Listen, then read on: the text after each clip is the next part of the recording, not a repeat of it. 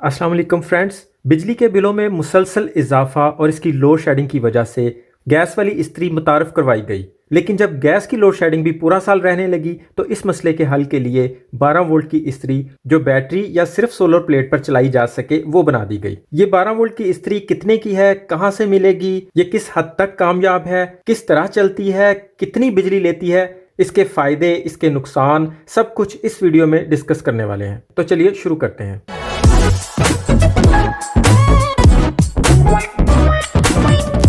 तो फ्रेंड, दिखने में ये आम बिजली वाली इस्त्री की तरह ही है, लेकिन ये 12 वोल्ट की इस्त्री है। इसका पता सिर्फ और सिर्फ इसकी वायर से लगता है। इसके ऊपर टैग किसी भी कंपनी का लगा हो, ये डिब्बा किसी भी कंपनी का हो, लेकिन ये इस्त्री नेशनल वालों की या किसी भी और ब्रांड की नहीं है।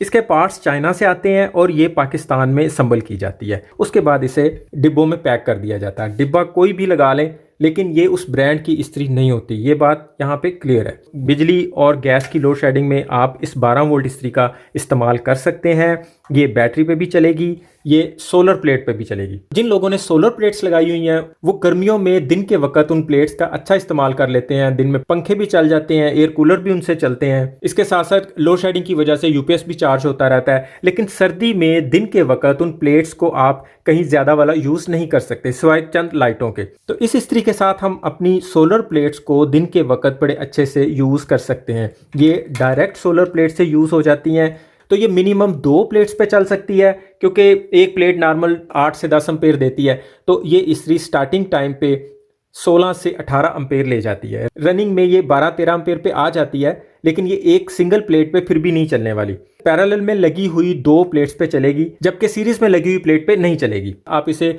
डायरेक्ट 12 वोल्ट की बैटरी से भी चला सकते हैं। अगर आपके सिस्टम के साथ ज़्यादा बैटरीज लगी हुई हैं और आप इसे बैटरी पे चलाना चाह रहे हैं तो फिर बैटरीज को चेंज करते रहें, ताकि किसी एक बैटरी पे ज़्यादा लोड नहीं पड़े। सोलर प्लेट पे ये डायरेक्ट चलेगी, कोई खर्चा नहीं होगा। जबकि अगर हम बैटरी से इसे यूज़ करेंगे तो वो यूपीएस को, बैटरी को चार्ज करना पड़ेगा। इसका वेट भी 220 वोल्ट वाली आयरन के साथ मिलता जुलता है। कपड़ों के ऊपर ज़्यादा जोर भी नहीं लगाना पड़ता।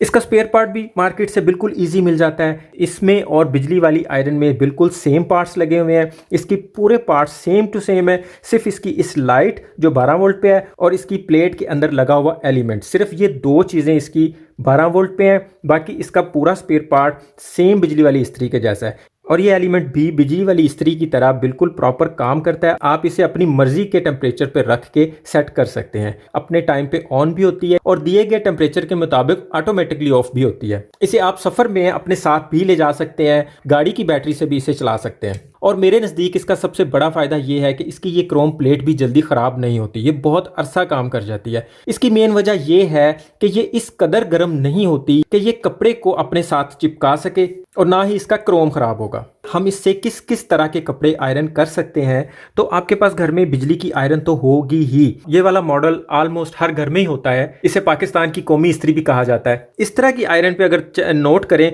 तो 1 से लेके 4 या 5 नंबर तक के कपड़े हम इससे आयरन कर सकते हैं 12 वोल्ट की इस्त्री पे।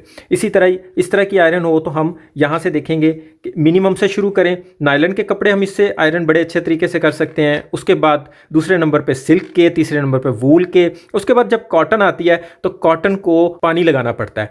तो अगर हम कपड़े पे पानी लगाते हैं तो ये आयरन इस हद तक गर्म नहीं होती कि उस पानी को जल्दी से ड्राई कर सके। इसलिए समझ लें कि कॉटन के कपड़े ज़्यादा जल्दी भी आयरन नहीं हो पाते और उनके ऊपर लगाया हुआ पानी भी ज़्यादा जल्दी ड्राई नहीं होता, देर लगती है। इसलिए अगर आप सोलर प्लेट पे कर रहे हैं तो फिर तो कोई इशू नहीं है। लेकिन अगर आप कॉटन के कपड़े बैटरी पे इस्त्री कर रहे हैं तो फिर बैटरी ज़्यादा कंज्यूम होगी, और फिर जब बैटरी को आपका यूपीएस चार्ज करेगा तो जाहिर बात है फिर उतनी बिजली भी ज़्यादा लगेगी। डिसएडवांटेज के बारे में बात करें तो उसमें ये एक इसकी तार भी है जो कि छोटी भी है और इतने अच्छे मयार की नहीं है। और अगर आप इसे लॉन्ग टर्म चलाना चाहते हैं और ज़्यादा वाला काम लेना चाहते हैं, जिस तरह दूसरी आयरन की वायर चेंज होती है, इसी तरह इसकी भी वायर बड़ी आसानी से चेंज कर सकते हैं। एक बात ज़हन में रख लें, इसको बिजली की वायर नहीं लगती, इसको 12 वोल्ट बैटरी की वायर ही लगेगी। अगर ये इस्त्री ज़्यादा गर्म नहीं होती तो समझ लें कि या तो आपकी वायर की लंबाई बहुत ज़्यादा है, और उसकी एक निशानी ये भी होगी कि इस वायर को जब आप हाथ लगाएंगे तो ये गर्म हुई होगी। मतलब ये जितनी हीट होगी समझ लें कि ये उतने ज़्यादा अम्पेयर कंज्यूम करेगी। और अगर ये वायर कमज़ोर है, एक तो ये वायर भी गर्म होगी, इस्त्री गर्म होने में टाइम लेगी, इस्त्री ज़्यादा अम्पेयर लेगी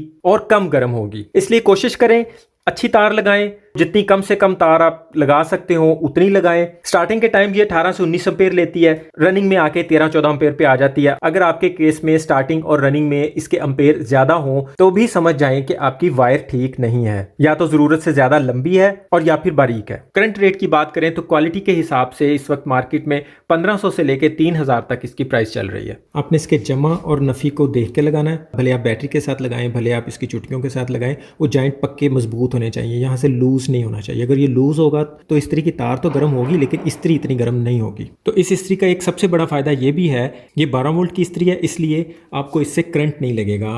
आप इसे हाथ भी लगा सकते हैं, करंट का कोई डर नहीं होगा। इस आयरन पे कपड़े जलने का भी कोई ख़तरा नहीं है, आपको बिजली का शॉक लगने का भी ख़तरा नहीं है, इसकी नीचे वाली क्रोम प्लेट भी ख़राब होने का ख़तरा नहीं है, और फिर बिजली का ज़्यादा बिल आने का भी ख़तरा नहीं है।